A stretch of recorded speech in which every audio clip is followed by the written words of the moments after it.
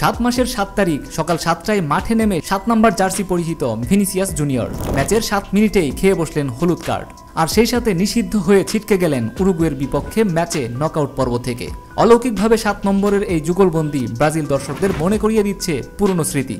আর এটাকেই হাল হিসেবে ব্যবহার করছে আর্জেন্টাইন সাপোর্টাররা। মেসি ভক্তরা রীতিমতো অপমানের সাগরে ভাসিয়ে তুলছে ব্রাজিল ভক্তদের। ব্রাজিল ভক্তরা যা কিছুতেই মেনে নিতে পারছে না।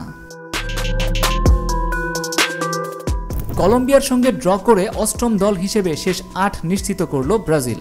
ফলে গ্রুপ রানার্স আপ হয়ে খেলবে পরের রাউন্ডে।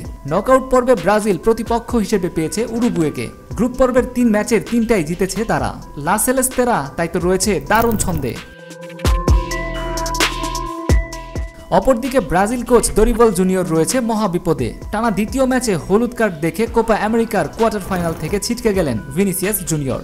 গ্রুপ পর্বের শেষ ম্যাচে কলম্বিয়ার বিপক্ষে ব্রাজিলের 1-1 গোলে ড্র করা ম্যাচে হলুদ কার্ড দেখেন ভিনি। তাই নকআউট পর্বের গুরুত্বপূর্ণ ম্যাচে ব্রাজিলিয়ান নাম্বার 7কে ছাড়াই পরিকল্পনা সাজাতে হবে কোচ দরিবল জুনিয়রকে।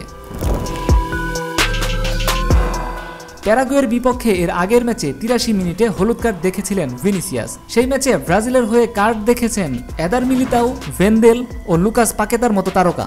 এমনকি কোয়ার্টার ফাইনালে তাদের নিরাপদ রাখতে এই ম্যাচ খেলানো হবে কিনা সেটা নিয়েও প্রশ্ন ছিল। ম্যাচ জয়ের জন্য অবশ্য একাদশে রেখেই দল সাজান কোচ দরিবল জুনিয়র। যদিও এতে ফলাফল এখন পর্যন্ত দরিবলের পক্ষে যায়নি। 7 মিনিটেই সেই ফাউলে কোয়ার্টার ফাইনাল থেকে ছিটকে গেলেন ভিনিসিয়াস। ভিডিওটি শেষ পর্যন্ত দেখার জন্য আপনাকে অসংখ্য ধন্যবাদ।